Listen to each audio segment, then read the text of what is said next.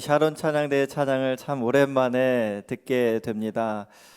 이 찬양을 듣는 게 당연한 것이 아니었습니다. 하나님의 은혜고 또 참 귀한 그러한 하나님이 허락하신 시간들이기 때문에 우리가 이렇게 찬양하고 함께 예배드릴 수 있다라고 생각하게 됩니다.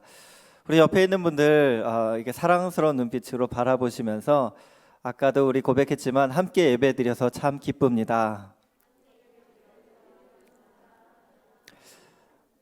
다시 한번 또 인사하실까요? 수요 예배 때 계속 만납시다. 벌써 2달 넘게 이렇게 같이 예배드리지 못했던 시간들이 있었는데요. 이렇게 오늘부터 다시 이렇게 모여서 예배드릴 수 있는 것이 얼마나 큰 축복이고 감사한 것인지 참 이루 고백을 다 하기 힘들 정도입니다. 너무 감격스러워서요. 제가 1월에 설교를 했잖아요. 그럼 2월, 3월, 4월도 당연하게 이렇게 만나서 예배할 줄 알았죠. 근데 2월 말부터 갑자기 이제 이 코로나 사태가 커지면서 이게 중단이 되었고 벌써 이제 김현태 목사님이랑 양희성 목사님은 방송 사역을 이렇게 하셨잖아요. 그리고 이제 오늘 이렇게 다시 우리가 만나게 돼서 이게 얼마나 큰 은혜인가 이렇게 생각을 하게 됩니다. 계속해서 우리가 하나님을 바라보며 믿음으로 나아갈 때 어떤 상황에 있든지 주님 뜻 안에 거하고 주님의 은혜 가운데 거하면서 끝까지 믿음의 승리자 되시기를 주님의 이름으로 축복합니다. 오늘 제목은 좀 강렬합니다. 결말을 생각하라 이거거든요. 우리가 선택을 하며 살아갑니다. 이때 이런 선택을 하면 어땠을까? 그때 이랬으면 더 좋지 않았을까라는 그런 생각을 종종 하게 됩니다. 왜냐하면 미래를 알 수 없기 때문에 어떤 선택을 하더라도 그것이 그 당시에는 최선이었기 때문입니다. 역사의 가정은 부질없지만 많이들 이제 생각하는 부분 중에 하나는 6가지 숫자 중에 처음에 썼던 번호로 마지막 숫자를 썼더라면 로또 1등이었을 텐데 그때 어떻게든 집을 팔지 말고 한 2개월, 3개월 더 버텼으면 1억은 더 올랐을 텐데 내가 차버린 그 남자 지금 대기업 회장님이시던데 현재 뭔가 후회됐을 때 과거를 되짚어 보면서 이렇게 원인을 이렇게 곱씹는 경우들이 있습니다. 엎질러진 물이기 때문에 속이 타지만 어쩔 수가 없죠. 그런데요, 우리가 로또 1등 된다고 행복할까요? 그때는 좋을 겁니다. 그런데 돈이 갑자기 많이 생긴 사람들을 보면 대부분 특히 로또에 당첨된 사람들 통계적으로 좋지 않습니다. 그리고 그때 집을 안 팔고 가지고 있었으면 더 행복했을까요? 그럴 수도 있지만 안 그럴 수도 있어요. 그때 당시에 그 결정은 최선의 선택이었습니다. 그럼 그 남자를 만나지 않고 지금 이 남자와 만나서 사는 것이 불행한 겁니까? 아니에요. 그 남자를 만났다라고 하더라도 그것이 행복하지 않을 수도 있습니다.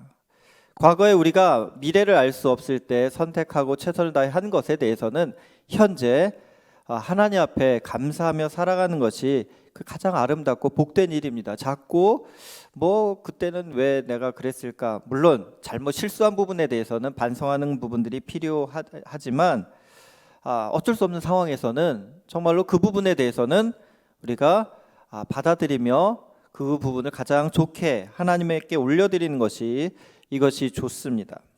그런데 만약 결과를 안다면 내가 이 선택을 했을 때 이런 결과가 있다라는 걸 안다면 어떻게 해야 될까요? 당연하게 바른 선택을 해야만 합니다. 결말을 모른다고 했기 때문에 우리는 선택할 때 후회를 하죠. 근데 결과를 알매도 불구하고 잘못된 선택을 하게 되면 이거 후회가 아니라 완전히 인생이 망하는 영원히 망하는 그러한 결과를 이렇게 맞이하게 된다라는 겁니다. 과거는 바꿀 수 없지만 미래는 바꿀 수가 있습니다. 그것이 하나님께서 우리에게 주신 소망이고 우리에게 주신 긍정적인 그 복이라고 할 수가 있습니다. 오늘 읽은 이 말씀, 베드로서의 말씀은 미래, 결말을 생각할 것에 대해서 우리에게 분명하게 알려주고 계십니다. 사람들은 얘기합니다. 주님 오신다면서? 그대로잖아. 주님 오신다는 얘기가 벌써 그때 당시에 벌써 몇 년 지났어. 왜 아직 안 오시는 거야? 아유, 오시긴 뭘 오셔? 이 이야기가 벌써 2000년 전부터 시작됐다라는 겁니다. 3장 4절 오늘 읽은 말씀 우리 나눠드린 노트에 있습니다. 다시 한번 읽겠습니다. 시작. 이르되 주께서 강림하신다는 약속이 어디 있느냐? 조상들이 잔 후로부터 만물이 처음 창조될 때와 같이 그냥 있다 하니. 예수님 오시는 거 뻥 아니야? 이런 얘기를 하고 있는 거죠. 그때 베드로 사도가 뭐라고 얘기합니까? 지금 이거는 베드로 후서예요. 그러니까 시간이 그래도 좀 흘렀어요. 그럼 이때쯤 되면 주님은 오셨어야 된다라고 사람들은 생각하고 있었을 때라는 거예요. 근데 왜 강림하신다더니 아직도 그대로냐? 라고 하니까 베드로 사도가 뭐라고 얘기합니까? 7절 시작. 이제 하늘과 땅은 그 동일한 말씀으로 불사르기 위하여 보존하신 바 되어 경건하지 아니한 사람들의 심판과 멸망의 날까지 보존하여 두신 것이니라. 만물이 이대로 있는 것은 다 땔감용으로 하나님께서 오히려 보호하고 계시기 때문에 지금 보존되는 것이다. 심판은 취소된 것도 아니고 주님의 강림이 지연된 이런 게 아니라 주님이 오신 것이 취소된 게 아니라 반드시 오신다라는 거죠. 그러면서 8절에는 주님 하나님께서는 하루가 1000년 같고 1000년이 하루 같다는 사실을 잊지 말아라. 우리 편에서는 1000년이고 2000년이고 길게 느껴지지만 하나님의 입장에서는 이거 하루나 이틀 정도밖에 그런 것이 아니기 때문에 하나님은 빨리 심판하실 수도 있지만 기다리신다는 거예요. 9절 말씀 또 같이 읽겠습니다. 시작. 주의 약속은 어떤 이들이 더디다고 생각하는 것 같이 더딘 것이 아니라 오직 주께서는 너희를 대하여 오래 참으사 아무도 멸망하지 아니하고 다 회개하기에 이르기를 원하시느니라. 더딘 것이 아니라는 거예요. 오래 참으사 멸망하지 않게 하기 위해서 좀 회개 좀 해라 이런 마음으로 기다리시는 거라는 거예요. 하지만 반드시 주의 날이 오는데 어떻게 옵니까? 10절 시작. 그러나 주의 날이 도둑같이 오리니 그날에는 하늘이 큰 소리로 떠나가고 물질이 뜨거운 불에 풀어지고 땅과 그 중에 있는 모든 일이 드러나리로다. 주님이 오시는 순간이 있다라는 거예요. 그럴 때 모든 것이 드러나게 된다. 그렇게 되면 성도들은 그때를 준비하며 살아가야 되는데 그 결말을 준비하며 살아가야 되는데 어떻게 살아가야 되느냐? 11절 12절에 잘 나와 있습니다. 시작. 이 모든 것이 이렇게 풀어지리니 너희가 어떠한 사람이 되어야 마땅하냐? 거룩한 행실과 경건함으로 하나님의 날이 임하기를 바라보고 간절히 사모하라. 그날에 하늘이 불에 타서 풀어지고 물질이 뜨거운 불에 녹아지려니와. 아멘. 우리는 어디를 보며 사는 사람들입니까? 새하늘과 새 땅을 바라보며 사는 사람들입니다. 사실 신천지가 새하늘, 새 땅 여기에서 이름을 딴 거거든요. 그러면서 아주 엉뚱하게 지금 잘못된 길을 완전히 가고 이단이지만 새하늘과 새 땅을 우리는 하나님이 우리에게 주시고자 하는 새하늘과 새 땅을 바라보며 살아가야만 합니다. 그런데 이 바라보며 살아가는 사람들의 성도들의 자세가 무엇이냐? 두 가지입니다. 거룩과 경건이에요. 하나님이 가장 중요하게 보시는 것이 바로 거룩하냐 경건하냐 이겁니다. 나를 위해서 얼마나 많은 일을 했느냐가 아니에요. 너가 얼마나 기도를 많이 했느냐 중요하죠. 성경을 많이 봤느냐 중요하죠. 선을 많이 행하느냐 중요하죠. 그런데 그것을 행하는 너 경건하냐 거룩하냐. 왜? 하나님은 거룩하신 분이시기 때문에.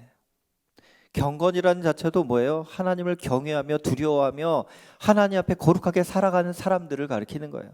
그럴 때 그렇게 살아가는 삶이 선이 나타나고 사랑이 나타나고 진실하고 의롭게 살아가는 것이죠. 경건의 능력은 없고 경건의 형식만 남은 이것을 경고하는 이야기를 바울 사도는 강하게 얘기하고 있고, 항상 우리가 주님 닮아간다는 것은 바로 이 부분에 있어서 힘써야 된다는 거예요. 또 한 가지는 무엇입니까? 무엇을 바라보고 사느냐입니다. 결말을 주님 오심을 바라보는 사람들은 새하늘과 새 땅을 바라봅니다. 그런데 이 세상 것만 바라보고 산다면 잘못 인생을 살아갈 수 있다라는 거예요. 우리의 소망을 어디에 두고 있습니까? 저도 많은 그런 부분에서 고민하며 살아가고 있어요. 내가 무엇을 바라보고 살아가고 있느냐? 무엇 때문에 내가 마음이 힘듭니까? 그것을 내가 계속 바라보기 때문이거든요. 사실 우리가 뭐 가족을 바라볼 수 있고 경제를 바라볼 수 있고 건강을 바라볼 수 있어요. 당연한 거예요. 필요하고 중요합니다. 그런데 그것을 잃는다 하더라도 모든 것이 무너진 것처럼 한다면 바라보는 중심이 사실 하나님보다는 그런 것이 더 컸다라는 것이죠. 여러분들 무엇 때문에 힘들어 하십니까? 사실 그거 힘든 거 당연해요. 이게 뭐 안 힘든 게 자연스러운 게 아니에요. 왜냐하면 우리가 이 세상에 발을 딛고 살아가기 때문에 만나는 이들 소중합니다. 우리가 경제적인 거 필요합니다. 건강 중요해요. 우리가 기도하는 거 다 중요해요. 그런데 그것이 무너질 수도 있어요. 안 될 수도 있어요. 그래도 그것 때문에 우리의 인생이 완전히 무너진 것처럼 살아서는 안 된다는 거예요. 이겨낼 수 있는 그러한 돌파구를 우리는 항상 보장하고 살아야 돼요. 그게 무엇입니까?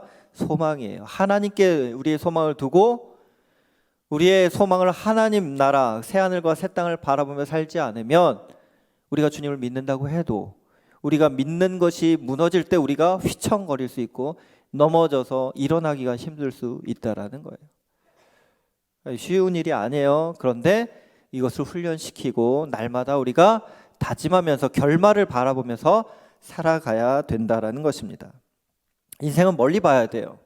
멀리 볼 수 있는 그러한 눈이 있어야 됩니다. 노아의 시기에 사람들은 다 그냥 편하게 살았다고 해요. 그런데 노아에게 하나님 말씀하셨죠. 이제 홍수로 심판하겠다 예고하셨어요. 그 전까지 노아는 어떻게 살았습니까? 하루하루를 심판 날을 준비하며 올인했어요. 그 거대한 배를 하루아침에 어떻게 됩니까? 열심히 아주 뭐 학자들에 따라서는 120년을 지었다는 말도 있고 아무튼 길게 뭐 1, 2년에 지을 수 있는 그게 아니에요. 그 많은 사람이 달라붙은 게 아니잖아요. 가족 몇 명이서 지은 건데 요즘같이 기중기가 있고 막 이런 게 아니잖아요. 얼마나 힘들었겠습니까? 그런데 사람들은 미쳤다고 했죠. 올인했습니다. 결국에는 노아는 홍수 때 구원받았어요. 주님 다시 오실 날은 노아 때 같다 이렇게 말씀하시잖아요. 올인하며 살지 않으면 낙오될 수 있다라는 건 무서운 말씀이에요. 사실은 깨어 있어 기도하고 준비하지 않으면 언제 주님 다시 오실지 우리는 알 수 없지만 그날에 대비를 못할 수가 있다라는 겁니다. 화면 한번 보시면서 시편 90편 12절 말씀을 우리 함께 읽겠습니다. 시작. 우리에게 우리 날 계수함을 가르치사 지혜로운 마음을 얻게 하소서. 아멘. 지혜로운 사람은 멀리 내다보며 그에 맞는 준비를 하는 사람들입니다. 5달란트 받은 사람, 2달란트 받은 사람들 주인이 언제 올지 모르지만 오는 날을 준비하며 열심히 일을 했어요. 그것을 가리켜 착하고 충성된 종, 지혜로운 종이라고 할 수 있습니다. 그런데 대비하지 않아요. 뭐 주인은 나쁜 사람이야. 이렇게 아예 주인에 대해서 매도하면서 아무것도 안 한 게으른 종을 악한 종이라고 하죠. 어리석은 종이라고 합니다. 그리스도인들은 죽음 이후를 내다보아야만 합니다. 현세, 지금 사는 것이 전부라고만 생각하지 않아야 되는 거죠. 그렇지 않으면 세상 사람과 별반 다를 바가 없습니다. 코로나19 때 장례를 참 많이 치렀어요. 특별히 초반에 초상이 계속 있었고요. 특별히 교회장으로 치러지는 장례가 굉장히 작년보다도 훨씬 많았어요. 근데 장례 때는 항상 죽음을 생각하게 되죠. 나는 어떤 임종을 맞이하게 될 것인가? 죽음 이후에 나는 어떤 모습으로 하나님 앞에 나아가게 될 것인가? 지금 난 과연 잘 살고 있는 것인가? 하나님 앞에 섰을 때 난 과연 칭찬을 받을 것인가? 야단을 맞을 것인가? 부끄러운 구원을 받을 것인가? 영광스러운 구원을 받을 것인가? 지금 내가 해야 될 결단을 자꾸 미룸으로써 하나님의 마음을 애타게 만드는 것은 아닌가? 이런 생각을 많이 하게 되죠. 지금처럼 여러분들이 산다면 5년 후에 여러분의 모습이 어떻게 될 것 같으세요? 10년 후에, 20년 후에 주님 앞에 섰을 때 지금같이 산다면 여러분들은 어떤 모습으로 하나님 앞에 나아가게 되실까요? 그때 주님은 뭐라고 하실까요? 우리가 블럭을 쌓는 것 같죠. 하나하나 쌓아갑니다. 지금 이것은 별것 아닌 것 같아요. 그런데 이게 쌓이면 이것이 우리 자신의 미래가 되는 것입니다. 그래서 결말을 생각해 보는 것은 지금 우리의 잠자던 심령이 있다면 각성시키는 각성제가 될 수 있고요. 나태한 것이 있다면 열심을 낼 수 있는 그러한 촉진제가 될 수가 있습니다. 변화의 삶이란 주제로 4개월을 달려왔습니다. 물론 온라인으로 이렇게 두 달을 지내왔기 때문에 좀 다를 수가 있지만 제가 1월에 첫 시간에 말씀드린 변화에 필요한 것 3가지. 일단 갈망이 있어야 된다. 2번째, 올바른 목표를 세워야 된다. 3번째, 과정을 충실히 이행해야 된다. 목표를 이루기 위해서는 눈물을 흘리며 자신을 말씀에 복종시키는 작업이 있지 않고는 절대로 변화되지 않는다라는 것이죠. 저도 설교를 많이 해오지 않았습니까? 근데 어느 땐 이런 생각이 들 때도 있어요. 설교를 이렇게 하는데 어떤 성도님들 중에서 이렇게 열심히 봉사도 하고 말씀을 들어요. 그런데 놀라운 일이 있어요. 지금 교회 안 다녀요. 다른 교회를 다니는 것도 아니고 교회를 안 다녀요. 그런 생각을 하면서 굉장히 충격을 저 스스로도 받기도 하거든요. 제가 영성의 이런 말씀 준비를 최선을 다하면서 한다고 했는데 부족한 것이 아닌가. 자책을 할 때도 굉장히 많이 있었습니다. 괴로워하면서 기도도 많이 했어요. 하나님, 어떻게 이런 일들이 있습니까? 그랬더니 하나님이 그러시더라고요. 주님이, 내가 설교할 때 날 죽이려는 사람들이 있었어. 밭이 다 똑같지 않아.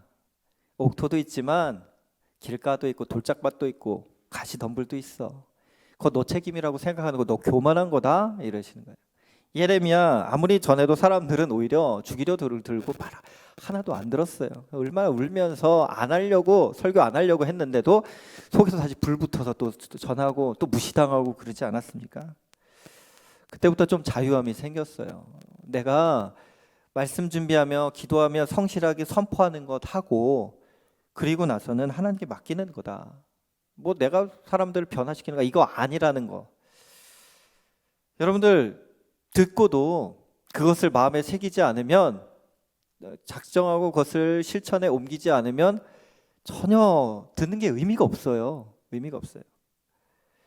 우리가 이 재정에 대해서 지금 계속 변화의 삶에 있어서 중요한 어떤 그것 중에 하나가 뭐냐면 재정이거든요. 사실 지금 이 코로나19가 터지면서 더욱더 재정에 대한 부분은 우리에게 더 강하게 다가옵니다. 말세의 가장 큰 유혹이 뭔지 아십니까? 재정이에요. 짐승의 표 666 의미가 뭔지 아십니까? 물건을 매매할 수 있는 권리를 신앙과 결부시켜서 강요하는 거예요. 그렇게 될 때가 정말 살기 힘든 거죠. 왜? 믿음을 부인해야 경제 활동을 할 수 있거든요. 그럴 때가 온다는 거예요. 코로나19로 지금 전 세계가 힘들어지잖아요. 경제적으로 점점 더 어려움이 올 수 있는 시기에 접어들었습니다. 지금 우리가 지난달에도 경제, 이번에도 물질, 맨날 이거냐? 아니, 너무나도 우리가 이 부분에 있어서 하나님의 말씀을 귀 기울이지 않는다면 이 부분에 우리는 한순간에 무너질 수가 있고요. 한순간에 하나님을 원망하고 저주할 수도 있기 때문입니다. 여러분, 우리 손 한번 이렇게 들어보세요. 빈손이죠. 내려보세요. 여러분 오실 때 이렇게 아무것도 없이 오셨어요. 근데 우리에게 지금 살다 보면 손에 드는 게 참 많아졌어요. 가장 많이 드는 것 중에 하나가 이 휴대폰. 그리고 운전하시면 운전대도 있고요. 장바구니도 있고 지갑도 있고 요리 도구도 있고 공부하는 분은 연필도 있고 마우스도 있고 우리 쥐고 사는 것이 점점 많아졌습니다. 그런데 아무리 많이 우리가 쥐고 있어도 주님 부르시면 다 놓고 가야 된다는 거예요. 빈손입니다. 어차피 빈손이 될 것인데 우리는 계속 끌어안고 계속 취하려는 그런 삶을 살아가고 있습니다. 어떤 아이가 울면서 엄마한테 뛰어옵니다. 엄마, 다 없어졌어요. 하나도 남김없이 다 없어졌어요. 흐느끼면서 아주 대성통곡합니다. 내가 쌓아둔 성과 길과 또 별장, 이 모든 게 다 없어졌어요. 무슨 말이냐면 이 아이는 바닷가에서 모래놀이를 하고 있었습니다. 밀물이 들어오니까 정말로 이 모래는 그냥 그냥 모래가 돼버리는 거죠. 아이가 쌓아놓은 이 모든 것들은 때가 됐을 때 결국에는 다시 없어지고 마는 것이죠. 이것이 바로 우리의 인생과 다를 바가 없지 않을까 이렇게 생각하게 됩니다. 우리는 계속 뭔가를 쌓으면서 채우면서 살아가고 있습니다. 하지만 부자가 내일 이 창고를 짓고 편안하게 살자, 하나님 말씀하죠. 그날 밤 너 부르면 그게 누이 것이 되겠느냐. 허무한 인생에 대한 하나님의 그 말씀이시죠. 우리는 항상 오늘이 마지막 날이다라고 생각하면서 그날 주신 생명과 누리게 하신, 만나게 하신 사람들에 대해서 감사하며 사랑하며 살아가는 것, 이것이 가장 복된 인생을 믿으시기 바랍니다. 주님이 임하시는 모습을 데살로니가전서 5장에 잘 나와 있는데요. 한번 성경 찾아보시겠어요? 데살로니가전서 5장 2절에서 6절입니다.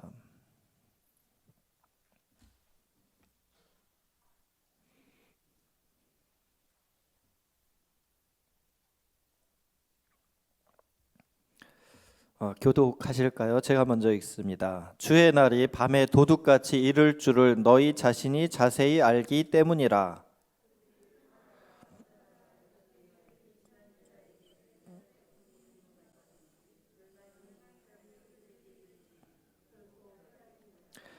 형제들아, 너희는 어둠에 있지 아니하매 그날이 도둑같이 너희에게 임하지 못하리니.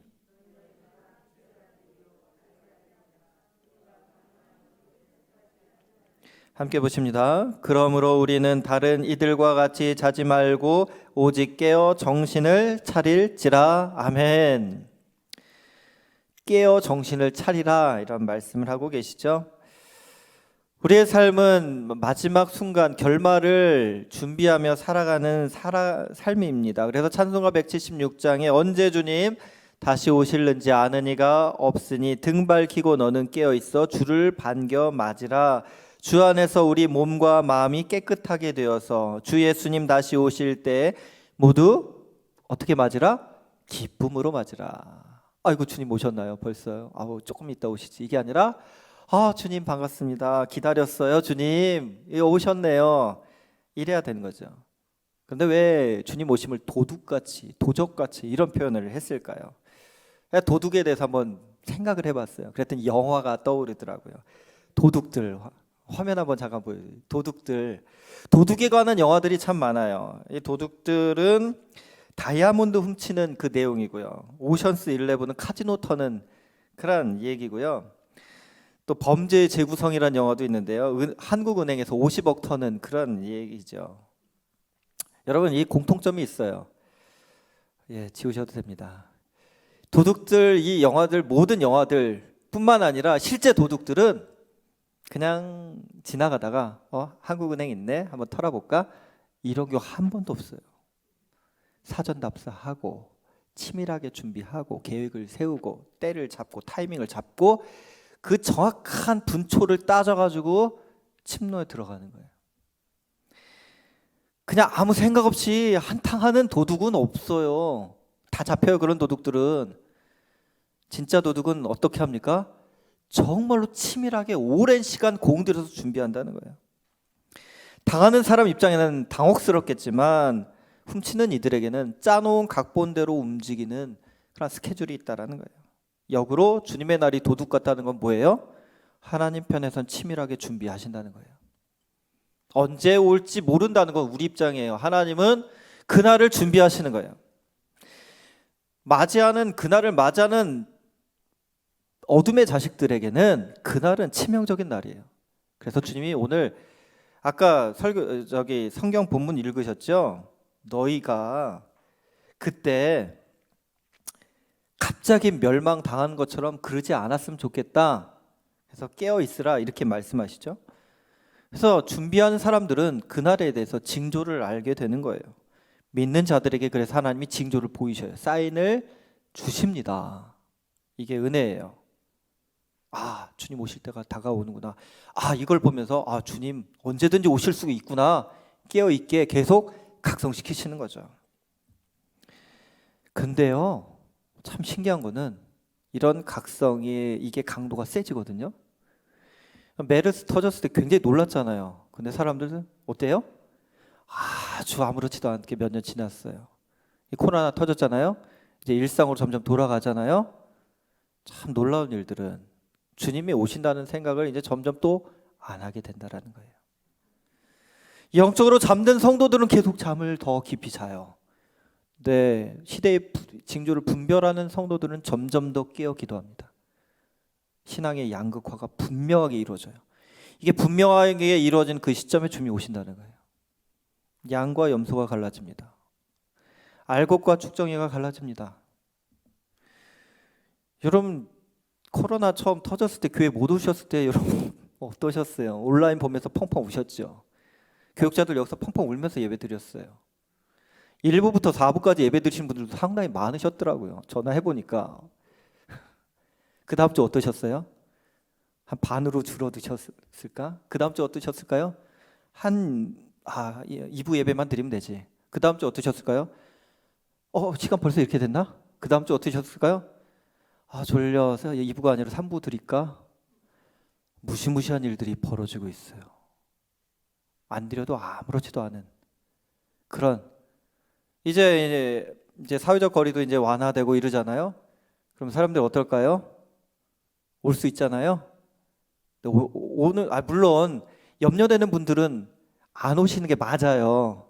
제 말씀은 오실 수 있음에도 안 오는 분들이 생긴다는 거예요. 이게 무서운 일이라는 거예요. 어려운 분들도 교회를 나오는 경우도 참 많아요. 사모함이 있기 때문에. 근데 이 사모함이 없어진다는 거예요. 이제는 누구에 의한 신앙이 아니라 스스로의 신앙이 아니면 버틸 수 없는 시기가 찾아왔다라는 거예요. 이게 코로나 이후에 갈라지는, 물과 기름이 갈라지듯이 갈라지는 신앙의 형태에 드릴 수 있다라는 거예요. 여러분들의 신앙이 본질적으로 드러난다라는 거예요.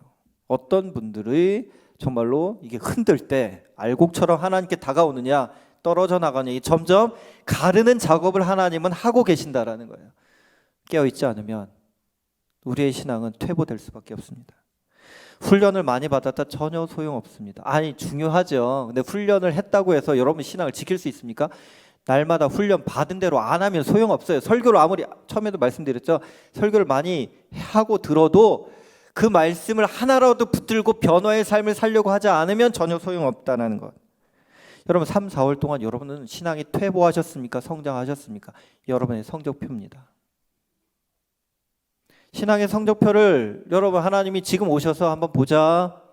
2월에 너희 신앙, 1월 초에 송구영신 하면서 한 신앙의 결단 2, 3, 4월 지나면서 어디 너희 신앙 더 나와 가까워졌니? 멀어졌니? 식었니? 뜨거워졌니?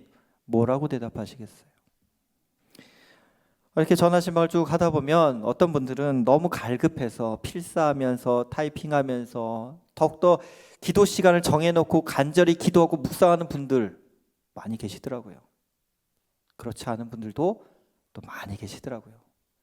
신앙을 지켜내지 못하는 분들도 참 많다는 현실을 보게 되었습니다. 하나님을 찾는 분들이 있는가 보면 다른 것들을 찾으면서 갈급함을 채우려는 많은 이들도 보게 되었습니다. 여러분 주님이 그때 오셨을 때 물론 믿는 자들은 구원을 받겠지만 너 지금 이럴 때 왜 이렇게 나태한 모습을 보이고 있느냐 하시면 뭐라고 하시겠어요? 근데 중요한 거는 지금도 늦지 않았다는 거예요. 지금도 늦지 않았습니다. 얼마나 감사해요. 그렇죠? 지금부터 열심히 하시면 돼요. 오늘 이 말씀 들은 것이 바로 또 기회를 하나님이 여러분들에게 주시는 하나님의 사인이다. 이렇게 받아들이신 분들은 복이 있는 것입니다. 앤디 스탠리가 성품은 말보다 더 크게 말한다 해서 강팍한 마음에 대해서 설명한 대목이 참 마음에 와닿았어요. 강팍한 마음을 진리에 대한 과다 노출과 반응 미달 굉장히 어렵게 썼어요. 근데 설명을 친절하게 풀었습니다. 여러분 이렇게 사십시오라고 메시지가 선포되잖아요. 근데 이것을 수용하고 받아들이는 것을 거부할 때 강팍해진다라는 거예요. 그러니까 말씀을 들을 때 두려워해야 돼요. 이 말씀을 듣고 흘려 들으면 강팍해지는 거예요. 차라리 안 들었으면 책임은 덜 할 수 있어요. 들었으면 따르느냐 강팍해지느냐로 갈라지게 된다라는 거예요. 진리를 듣고 계속 무시하는 태도, 무시하는 행동을 하게 되면 우리 마음은 점점 더 강팍하게 된다라는 거예요. 바로가 계속 강팍해졌어요. 왜? 듣고 순종하지 않았어요. 계속 강팍해졌어요. 10가지 재앙, 이런 표현은 그렇지만 얻어맞더라도, 철학은 말을 넣고 싶었는데 그렇게 맞고도 강팍해졌어요. 안 들으니까 계속 강팍해지는 거예요. 우리도 마찬가지예요. 하나님 말씀이 선포되어 순종 안 해요. 강팍해진다는 거예요. 그러면 이 강팍함의 비극은 어떻게 더 나타나게 됩니까? 삶의 영역에서 하나님을 계속 몰아나게 되잖아요. 하나님의 음성이 들리지 않습니다. 하나님이 말씀 안 하시기 시작합니다. 강팍한 심령에는 어떤 것도 하나님의 은혜를 경험할 수 없는 것이 최대의 비극이고, 분별력을 상실하고 어두운 마음 가운데 악을 행하면서도 거짓된 길을 걸으면서도 가책을 느끼지 않는 화인맞은 심령까지 이룰 수 있다는 것이 두려운 일입니다. 강팍한 마음, 이거 하나님 앞에 회개하고 하나님 앞에 온전히 순종하려고 애를 써야 됩니다. 그래서 여러분들 말씀이 선포될 때, 주일날 담임 목사님 말씀을 선포하실 때 여러분 이건 누구 설교야 라고 듣는 분들이 제일 비극이에요. 왜? 강팍해지는 거예요. 저 말씀은 나에게 하신 말씀이야 라고 순종할 때 거기서 변화의 역사가 나타난다는 거예요. 새번역으로 시편 50편 16절부터 22절 화면 보시면서, 아이고 작네요. 글자 보이시나요? 예, 그러면 함께 읽겠습니다. 시작.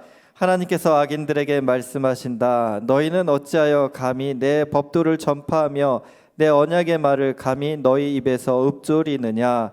너희는 내 교훈을 역겨워하고 나의 말을 귓전으로 흘리고 말았다. 도둑을 만나면 곧 그와 친구가 되고 간음하는 자를 만나면 곧 그와 한 패거리가 되었다. 입으로 악을 꾸며내고 혀로는 거짓을 지어내었다. 동기간에 허물을 들추어내어 말하고 한 어머니에게서 태어난 동기들을 비방하였다.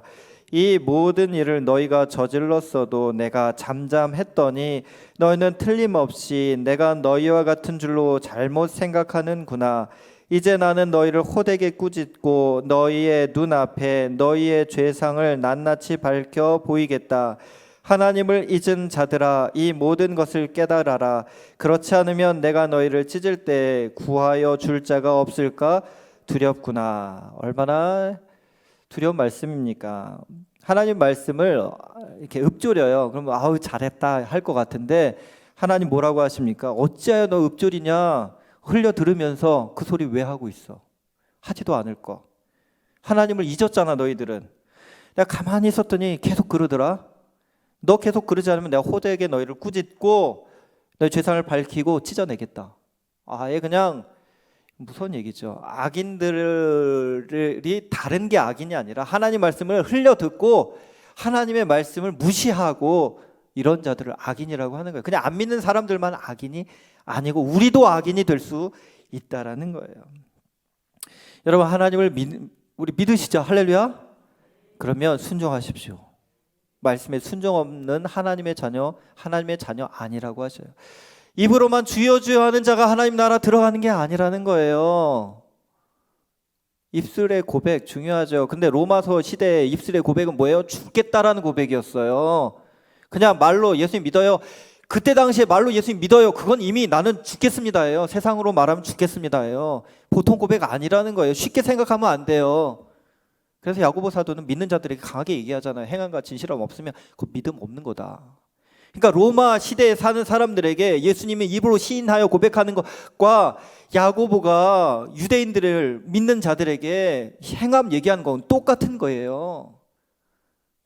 그냥 여러분 입술로만 말씀 보고 그냥 그렇지 서로 사랑해라 용서해라 뭐 안 하지 그러면은 여러분 하나님 자녀입니까? 중요하게 생각하셔야 돼요. 여러분 작년에 우리 교회 표어가 뭐였어요? 깨어있어 준비하라. 등골 오싹하지 않습니까? 코로나19를 오래 겪었어요. 마지막 시대를 준비하면서 담임 목사님을 통해서 우리 양광교회 교회인데 1년 동안 준비시키셨어요. 코로나19를 예상한 사람 아무도 없었어요. 하지만 하나님께서는 담임 목사님을 통해서 비전을 주시고 미리 준비하도록 철저하게 기도로 훈련시키셨어요. 올해 표효가 뭡니까? 온 마음 다요. 여러분, 코로나19로 무너진 영역들이 얼마나 많아요. 다시 새롭게, 할렐루야. 막 오싹하지 않아요? 막 소름이 막 돋아요. 담임 목사님이 이 강단에서 선포하는 메시지와 주제들을 여러분, 우리가 너무나도 소중하게 생각해야만 합니다. 다음 세대를 위해 그때 당시에도 한국교회에 이렇게 얘기하는 교회 별로 없었어요. 우리 무너진 영역들을 다시 새롭게 온 마음 다하여 예배자, 기도자, 헌신자, 전도자가 됩시다. 할렐루야. 우리 안에 식어진 것이 있다면 다시 성령의 불로 뜨겁게 일으키는 그런 삶이 되도록 노력하기를 소망합니다. 우리 끝까지 하나님 바라볼 때 태산을 넘어 험곡에 가도 이 찬양 부르고 우리 같이 기도하고 마칠 텐데요. 여러분, 여러 가지 어려운 상황들 우리 앞에 또 놓일지도 모릅니다. 그런데 하나님은 어디에 계셔요? 우리와 함께 계시다는 거예요. 그럴 때 우리가 주님 바라보며 끝까지 진리의 길을 걸어가기를 주님의 이름으로 축복합니다.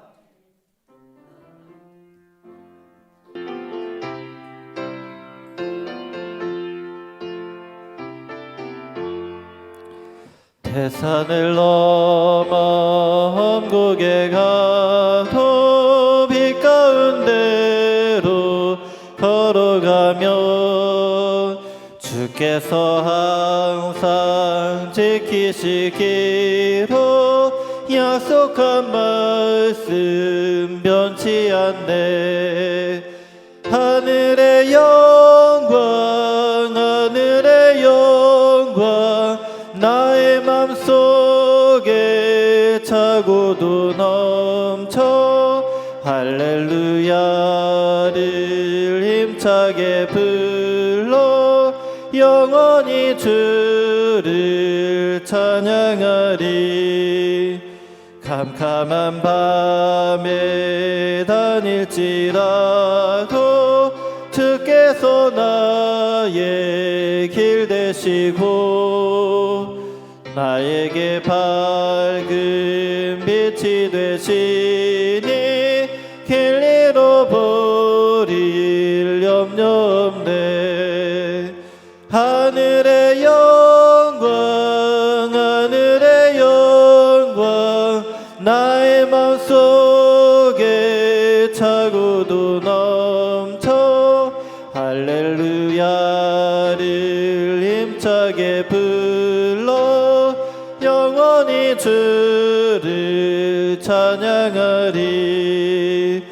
광명한 그 빛 마음에 받아 찬란한 천국 바라보고 할렐루야를 힘차게 불러 날마다 빛에 걸어가리.